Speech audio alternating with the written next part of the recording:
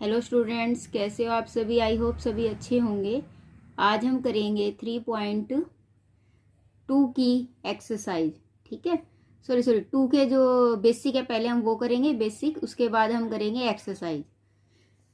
तो देखिए हमें क्या दिया हुआ था 3.2 एक्सरसाइज से रिलेटेड थ्योरम क्या है 3.2 की। ये विल्सन जो थ्योरम है वो मोस्ट इंपॉर्टेंट है। जैसे फर्मेट थ्योरम थी उसी तरीके से विल्सन थ्योरम भी आपकी जो है मोस्ट इंपॉर्टेंट है। इसको स्किप मत करना बिल्कुल भी। कई बार एग्जाम में डायरेक्ट पूछ ली जाती है कि डराइव विल्सन थ्योरम, तो भी आपको पूरा प्रूफ करना है, चाहे आपको ये स्टेटमेंट मिले चाहे नहीं मिले। ठीक है, विद स्टेटमेंट आपको राइट करना है। तो और कई बार ऐसे ही पूछ लिया जाता है कि आपको स्टेटमेंट गिवन हो और आपको इसको प्रूफ करना है। ठीक है, क्वेश्चन में आपको क्या दिया हुआ है, आपको क्या प्रूफ करना है ये देखिए।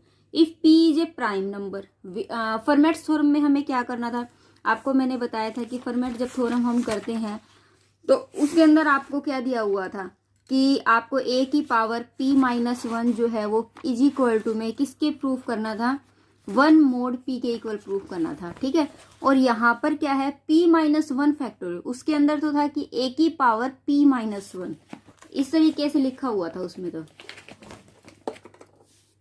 कि a की power p-1 is equal congruent 1 mod p, आपको ये प्रूफ करना था, जिसमें a और p का जो जीसीडी है वो 1 था। अब आपको विल्सन थ्योरम में क्या करना है कि p-1 का जो फैक्टोरियल है वो कॉन्ग्रुएंट होगा -1 mod p के। ठीक है, इसमें आपको ये प्रूफ करना है। तो देखिए हम कैसे प्रूफ करेंगे।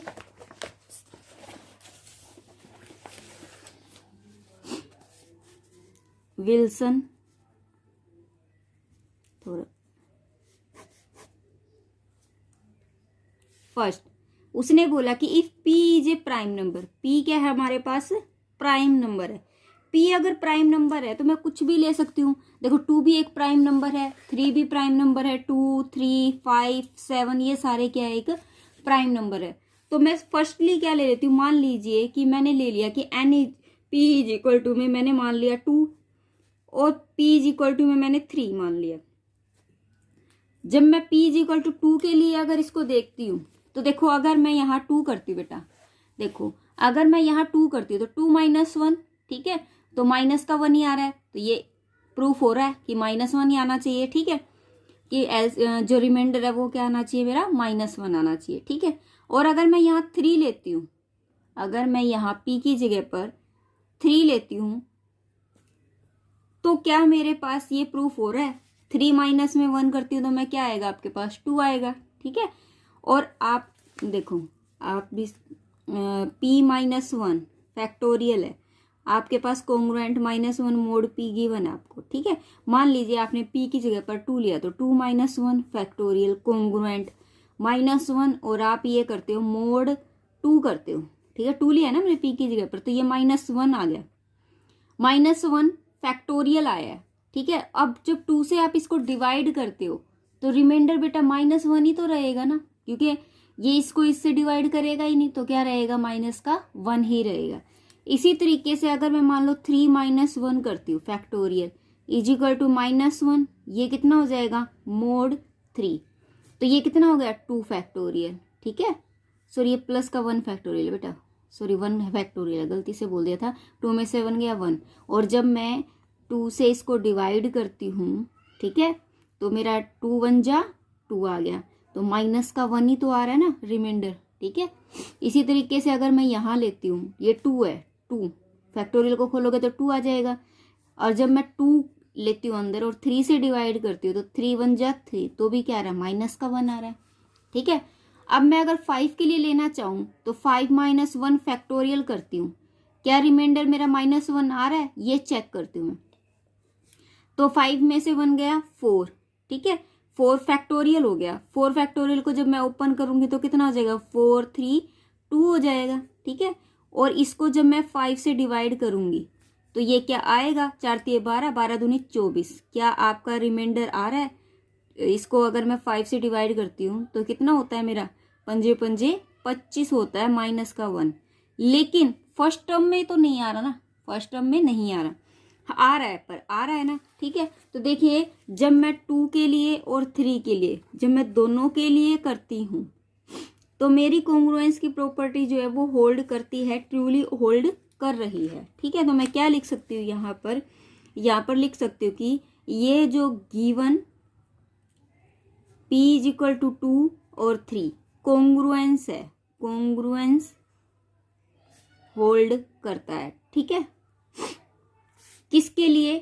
फॉर P इज ग्रेटर है 3, मतलब अगर मैं P की वैल्यू 3 से क्या लेती हूँ, वी नाउ कंसीडर, अब हम लेके चल रहे हैं कि P से 2 और 3 के लिए तो है, क्या ये 3 से बड़े के लिए भी है? जैसे कि मान लीजिए मैंने यहाँ 5 के लिए किया, यहाँ तो मुझे साफ साफ पहले टर्म्स में ही दिख रहा था, लेकिन यहाँ पर क्या है कि मुझे मल्टीप्लाई करनी पड़ेगी और फिर मेरे जाके -1 आ रहा है।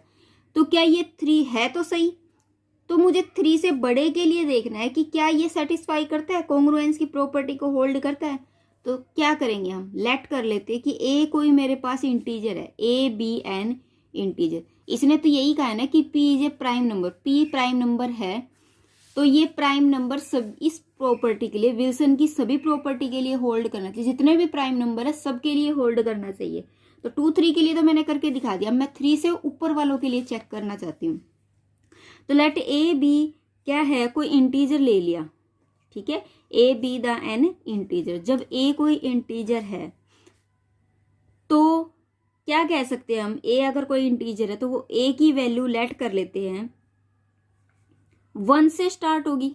ए अगर कोई इंटीजर है तो वो कहाँ से स्टार्ट होगा, 1 से स्टार्ट होगा, और लेस मान लेती हूँ मैं उसको p-1। अब आप कहोगे p-1 ही क्यों लिया, क्योंकि यहाँ पर p-1 फैक्टोरियल की बात हो रही है, इसीलिए मैंने p-1 तक इसको लिया है, ठीक है। तो मैं क्या कह सकती हूँ कि a की वैल्यू जो है 1 2 3 एज सुन एज p-1 तक हो सकती है, ठीक है। तो देन तब a और p का जो GCD है अगर वो चेक करे तो वो क्या है, मेरे पास 1 है, ठीक है। अगर AP का GCD 1 है, लीनियर कॉन्ग्रुएंस के द्वारा, bye linear congruence you can write it कि AX कॉन्ग्रुएंट हो जाएगा 1 mod P के, ये हो सकता है 1 mod P के, ये हो सकता है। तब क्या करेंगे हम, अब आपको पता है कि AP का GCD 1 है, तो मैंने पहले भी बताया था जब GCD 1 होता है ना तो इसका जो X की वैल्यू होगी ना वो सॉल्यूशन 1 देगी। वो सॉल्यूशन कैसा मिलेगा आपको, यूनिक मिलेगा। तो हम क्या लिखेंगे, it has unique solution mode P, ठीक है। यूनिक सॉल्यूशन दे रही है, वो जो यूनिक सॉल्यूशन दे रही है, मान लीजिए X की वैल्यू जो है वो, X की वैल्यू क्या है, B है, लेट कर लेते कि X इज इक्वल टू में B। तो मैं यहाँ कि भाई it has a unique solution, ये कोई यूनिक सॉल्यूशन दे रही है, और वो जो यूनिक सॉल्यूशन मेरा आया है वो B आया है, X की वैल्यू मेरे पास क्या है, ये B। तो मैं यहाँ लिख सकती हूँ a b congruent 1 mod P। मैंने क्या किया कि यहाँ पर X की वैल्यू क्या पुट कर दी, B पुट कर दी, X की वैल्यू मैंने क्या पुट कर दी, B पुट कर दी, ठीक है। मैंने यहाँ पुट कर दी, B की वैल्यू कुछ भी हो सकती है, B जो है B की वैल्यू मेरी 1 2 3 कुछ भी हो सकती है, p-1 तक मैंने इसको ले लिया, ठीक है, क्लियर है। अब देखो उसके बाद थोड़ा सा समझना है कि A और B जो है वो दोनों ही क्या है, दोनों ही वैल्यू कॉन्ग्रुएंट, अगर मैं A और B की मल्टीप्लाई करती हूँ वो कॉन्ग्रुएंट आती है 1 mod P के। तो मैं क्या लिख सकती हूँ, यहाँ A and B form a pair, वो क्या करते हैं, एक पेयर बनाते हैं, फॉर्म ए पेयर, क्या बना रहे हैं, वो एक पेयर बना रहे हैं, ठीक है। अब देखो मैंने बोल दिया a b form a pair, अगर ए बी एक पेयर्स में है तो ये दोनों इकट्ठे हैं, ये दोनों क्या है, इकट्ठे हैं, अलग अलग नहीं है, ये पेयर्स में है, ये दोनों इकट्ठे हैं। अगर ये इकट्ठे हैं तो ए भी दोनों का जोड़ा मैंने एक कर दिया, मतलब ए बी को मैं यहाँ रफली बता रही हूँ कि ए बी को मैं मान के चल रही हूँ ये ए है, या फिर ए बी को मैं ये कह सकती हूँ बी है, या फिर आप ऐसे भी कह सकते हो, मैं ये कह दूँ कि कोई 2 बंदे हैं और मैं कह दूँ कि तू मैं, हम दोनों जो है एक ही है, हम दोनों जो है एक ही है, चाहे वो हेमा हो चाहे वो लता हो, है एक ही। तो इसी तरीके से मैंने इनको एक ही मान लिया। अगर मैं एक ही मान लेती हूँ, मान लीजिए अगर मैंने ए माना तो ए की वैल्यू मेरी 1 2 3 p माइनस वन थी। अगर मैं बी मानती हूँ इन दोनों को तो भी 1 2 3 p माइनस वन है। तो मैं यहाँ क्या लिख सकती हूँ, p माइनस वन क्या हो जाएगा मेरे पास, फैक्टोरियल ही हो जाएगा ना। p माइनस वन क्या हो जाएगा, फैक्टोरियल ही हो जाएगा। कैसे, देखो यहाँ क्या हो जाएगा, अगर मैं p माइनस वन तक ले रही हूँ तो मेरे पास ये क्या है, आप यहाँ लिख सकते हो कि 1 2 3 as soon as p minus one into pair a comma b so that, तो ये क्या शो करेगा, शो दैट कोंग्रुएंस को शो करेगा, कोंग्रुएंस फर्स्ट इज ट्रू। तो ये जो है वो कोंग्रुएंस की प्रॉपर्टी को क्या करता है, ट्रू साबित करता है। ठीक है, अगर मैं कह दूं कि ये दोनों एक ही नहीं है, मान लीजिए कि a not equal to b मान लिया मैंने, ठीक है, a not equal to b लेके हम a not equal to b चल रहे हैं, take a not equal to b. ऐसा क्यों, अगर मैं मान लीजिए इफ अगर मैं ये मान लेती a b के बराबर है तो a के लिए भी p माइनस वन फैक्टोरियल होता है और b के लिए p माइनस वन फैक्टोरियल होता है। तो क्या बन जाता है मेरे पास, मान लीजिए अगर आप a और b को दोनों को बराबर मान लेते तो यहाँ पर देखिए a और b को अगर आपने दोनों को बराबर मान लिया तो मैं यहाँ a का स्क्वायर हो जाता और ये कॉन्ग्रुएंट 1 मोड p, जो कि मेरा सॉल्यूशन कभी भी नहीं बनता क्योंकि मुझे स्क्वायर में तो कोई सॉल्यूशन चाहिए ही नहीं। ठीक है, इससे फिर क्या होता है कि अगर मैं a का स्क्वायर माइनस वन करती हूँ तो वो p से क्या करेगा, डिवाइड करेगा। ठीक है, अगर वो p से डिवाइड करता है तो इसको मैं अगर खोलूं तो मैं इसको ऐसे लिख सकती हूँ ना, p अपॉन में a minus one and p upon में a प्लस वन। भाई p a माइनस वन को भी डिवाइड करेगा, a प्लस वन को भी, क्योंकि ये फॉर्मूला खुल गया a का स्क्वायर माइनस b का स्क्वायर। तो ये वाली चीज हो जाती। ठीक है, उससे क्या होता कि फिर क्या केस बन सकता था कि a minus one is equal to में या तो जीरो होना, ठीक है, और a प्लस वन वो क्या हो सकता है, p हो सकता है। अगर ये मान लूं तो ये a की वैल्यू क्या आ सकती थी मेरी, 1 आ सकती थी, और यहाँ से a की वैल्यू मेरी कभी अराइज ही नहीं होती तो क्या होती, p माइनस वन होती। ठीक है, तो इससे मेरी बात बनी नहीं। फिर मैं क्या करूंगी कि अगर मैं ये लेके चल रही हूँ एक कोंग्रुएंट, ठीक है, तो इस तरीके का कोई भी सॉल्यूशन जो है वो मेरा रिक्वायर्ड नहीं है और ये सॉल्यूशन जो है वो नहीं बनता। ठीक है, तो मैं यहाँ लिख सकती हूँ, आप ये लिख सकते हो, these case are not satisfy या नॉट रिक्वायर्ड लिख सकते हो, या नॉट डिक्लेयर, कुछ भी लिख सकते हो। ठीक है, तो हम क्या करें, 1 और p माइनस वन जो है a की वैल्यू कभी भी नहीं हो सकती, इसने ये बात बोल दी। ठीक है, a की वैल्यू 1 और a की वैल्यू p माइनस वन कभी भी नहीं हो सकती, जबकि a की वैल्यू क्या मानी थी हमने, 1 2 3 और S one p minus one मानी थी। तो मेरा क्या है कि 1 और p माइनस वन तो हो ही नहीं सकती, क्योंकि अगर ये दोनों होती है तो रिजल्ट सॉल्यूशन ही नहीं बनता, क्योंकि अकेली ये चीजें भी नहीं इंक्लूड हो सकती। ठीक है, एक ही जगह पर 1 भी नहीं ले सकते ना p माइनस वन ले सकते। अगर एक ही जगह 1 ले लिया तब भी कभी भी p माइनस वन फैक्टोरियल नहीं आएगा, अगर मैं p माइनस वन ले लेती हूँ तब भी कभी भी p माइनस वन फैक्टोरियल नहीं आएगा।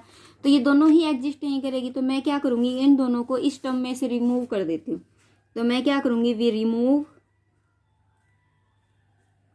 1 and p minus one from set of integer a, set of integer. ठीक है, तो क्या बचेगा, 2 3 4 5 और p माइनस वन से पहले क्या आता है, p माइनस टू। ठीक है, इन दोनों को, इन सबको मैं कैन बी ग्रुप कर सकती हूँ, can be grouped in pairs, a b के पेयर्स में लिख सकती हूँ, सच दैट। ठीक है, लिख सकती हूँ। तो क्या होगा कि ए बी को अगर मैं पेयर्स में लिखती हूँ तो ये मेरा क्या आ जाएगा, 1 मोड p, वेयर, जहां पर a जो है वो कभी भी b के इक्वल नहीं आएगा, वहां a जो है कभी भी b के इक्वल नहीं आएगा। ठीक है, तो अब देखो क्या कर सकते हैं, अगर ये p माइनस टू है, लास्ट में क्या, अगर मैं इसको p माइनस टू ले लूँ और ये माइनस का 1 यहाँ आएगा तो p माइनस क्या बन जाएगा, 3 बन जाएगा। क्या बन जाएगा, p माइनस का 3। ठीक है, और फर्स्ट फिर क्या लूँ मैं, इसका 2 लूँ, बन सकता है ऐसे।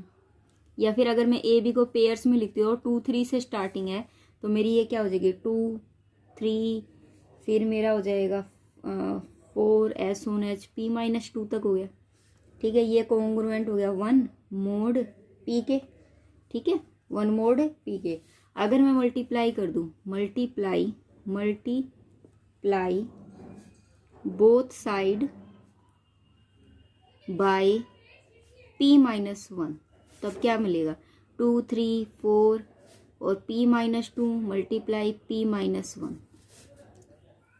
ठीक है, p माइनस 2 p माइनस 1, तब मुझे क्या मिलेगा यहाँ p माइनस 1 और इंटू में 1, ये हो गया आपके पास मोड p।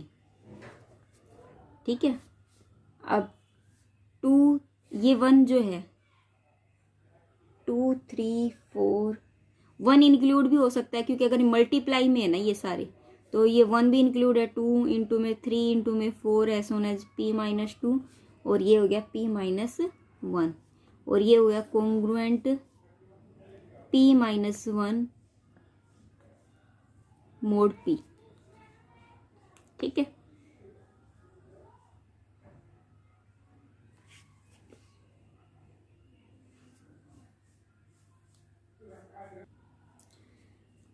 तो इस तरीके से मल्टीप्लाई हो जाएगा। अब p इधर आ जाएगा। ठीक है, तो ये पूरा क्या बन जाएगा p माइनस में 1 फैक्टोरियल बन जाएगा और यहाँ क्या बच जाएगा माइनस का 1 मोड p। बस यही मुझे प्रूफ करना था। ये जो थ्योरम थी ये मेरी क्या थी, आपकी फर्मेट्स थ्योरम थी। ये कौन सी थ्योरम थी हमारी, विल्सन थ्योरम। सेकंड जो थ्योरम है वो हमारी है विल्सन का कन्वर्ज। ठीक है, तो ये भी देखिए कई बार एग्जाम में आया हुआ है, केयू में एमडीयू में बहुत बार पूछा गया है। तो इसमें है क्या क्या प्रोसीजर है, ये विल्सन थ्योरम का जो कन्वर्ज है, जैसे हमें फर्स्ट क्या दिया होता था कि p जो है वो मेरा क्या होना चाहिए, विल्सन थ्योरम में p जे प्राइम नंबर, अगर p प्राइम नंबर है तब मुझे ये वाली प्रॉपर्टी होल्ड करनी थी। अगर इससे ये आ जाता है तो हमारा विल्सन थ्योरम है। और अगर आपको ये गिवन हो और ये चीज पूछे तो आपका क्या होता है, कन्वर्ज होता है। ठीक है, अब आप कहोगे कि ये तो विल्सन थ्योरम का प्रूफ नहीं है। देखो ऊपर दिया हुआ आपको विल्सन थ्योरम का प्रूफ, बस इसने क्या किया, ये जो -1 है ना ये उधर ले गया, तो यहाँ रिमाइंडर क्या बच जाएगा बेटा, 0 बच जाएगा। बस इतना ही किया हुआ है कि अगर ये चीज आपको गिवन है, या फिर आप ये कह लो कि ये वाली चीज अगर आपको गिवन है तो आपको ये बताना है क्या वो p प्राइम होगा। ठीक है, अगर आप ये बता देते हो कि p जो है वो प्राइम है, ठीक है, p जो है वो प्राइम है, कोई भी कंपोजिट नंबर नहीं है, तब हम प्रूव कर सकते हैं कि विल्सन थ्योरम का जो कन्वर्ज है वो भी ट्रू है। ठीक है, तो जो सेकंड थ्योरम है उसमें बस उसने यही बात पूछी है कि अगर आपको गिवन है p माइनस 1 का factorial plus 1 congruent 0 mod p, तो देन आपको प्रूफ करना है कि टू प्रूफ अगर हम करें, to proof p is prime, p जो है वो क्या है, प्राइम है। तो सबसे पहले हमें ये गिवन है कि p minus 1 factorial p plus 1 जो है वो डिविजिबल होगा किससे, p से। ठीक है, डिविजिबल बाय p, कैसे, देखो आपको पता है कि ये p से डिवाइड है तभी तो 0 रिमाइंडर आ रहा है ना। ठीक है, ये क्या है, p से डिविजिबल है कंप्लीटली। अगर मैं लेट कर लूं, अब ये p से डिवाइड है, मैं मान लेती हूँ, मुझे ये बताना है कि ये p प्राइम है। अगर मैं ये मान लूं कि ये p प्राइम नहीं है, कोई भी कंपोजिट नंबर है, लेट करके चलते हैं, लेट, और अगर मैं ये मान के चलती हूँ ये कंपोजिट नंबर है, नॉट प्राइम नंबर, और इसका मैं कंट्राडिक्शन प्रूफ कर देती हूँ कि ये कंपोजिट नहीं हो सकता, तो इसका मतलब वो p प्राइम ही रहेगा। ठीक है, तो मैं सबसे पहले यही ले लेती हूँ कि let p is not prime number, not prime number, तो मैंने क्या मान लिया कि वो क्या है, प्राइम नंबर नहीं है, it is composite number, composite number है ये। ठीक है, अगर ये कंपोजिट नंबर है तो इसके फैक्टर कुछ ना कुछ होंगे, 2 फैक्टर बनेंगे कंपोजिट नंबर के, कोई ना कोई 2 फैक्टर बनेंगे। वो मैंने मान लिया p1 है, एक p2 है। भाई p किसके बराबर होगा, p1 और p2 के, क्योंकि ये कंपोजिट नंबर है। मान लीजिए मैंने 6 लिया वो, तो इसके कोई ना कोई फैक्टर तो बनेंगे ना, 2 × 3, तो इस तरीके से मैंने ये ले लिया। अब जो भी इसके फैक्टर बनेंगे ना p के, वो हमेशा ही क्या होंगे, p से तो छोटे ही रहेंगे। ये बात तो क्लियर है कि ये फैक्टर अगर आपका 2 और 3 आ रहा है वो 6 से तो छोटा ही है ना, तो मैं कैसे लिख सकती हूँ, वो 1 से तो बड़े होंगे। ठीक है, p1 जो 1 से बड़ा होगा लेकिन p से क्या रहेगा, छोटा। इसी तरीके से p2 भी 1 से बड़ा होगा लेकिन p से क्या रहेगा, छोटा रहेगा। ठीक है, अगर हम ये बात करें P1 जो है P1 वो डिवाइड करेगा P को, भाई P1 P को डिवाइड कर रहा है, इसी तरीके से P2 भी P को डिवाइड करेगा, P2 भी डिवाइड कर रहा है P को, ठीक है। अगर P1 P को डिवाइड कर रहा है, ठीक है, P1 अगर P को डिवाइड कर रहा है तो इसके साथ जितनी भी टर्म्स या कोई भी इंटीजर अगर आप ऐड भी करते हो, सब्ट्रैक्ट भी करते हो, उसको भी डिवाइड करेगा। ये बात क्लियर है ना। ये हमने डिविजिबिलिटी वाले रूल में भी पढ़ा था कि अगर आप P जो है A को डिवाइड करता है तो P A X को भी डिवाइड करेगा, और अगर इसके साथ +1 कर दिया जाए तो उसको भी डिवाइड करेगा। तो उसी के अकॉर्डिंग P1 जो है वो क्या करेगा, P-1 फैक्टोरियल +1 को भी डिवाइड करेगा, ठीक है। क्योंकि अगर वो P को डिवाइड कर रहा है, क्योंकि ये P को डिवाइड करता है, P इसको डिवाइड करता है, ठीक है, तो मैंने ये ले लिया, P1 जो है वो इसको भी डिवाइड करेगा। क्लियर है। तो फिर मैं क्या लिख सकती हूँ, अगर ऐसा है, आपको पता है कि ये जो P1 इसको डिवाइड कर रहा है वो छोटा होगा किससे, इससे तो छोटा होगा, क्योंकि ये खुद बड़ा है तभी तो इसको डिवाइड कर रहा है, और इससे क्या होगा, ठीक है, P1 से क्या होगा, ये सॉरी P1 नहीं आएगा, P आएगा, P-1 है ना, ठीक है। तो हम क्या लिख सकते हैं कि P1 इज फैक्टर है, P1 अगर इसको डिवाइड कर रहा है तो P1 जो है वो फैक्टर है किसका, P-1 फैक्टोरियल का, ठीक है। इसका क्या है, ये इसका क्या है, ये फैक्टर है। अगर ये इसका फैक्टर है तो P1 P-1 फैक्टोरियल को अलग से भी डिवाइड करेगा। क्लियर है।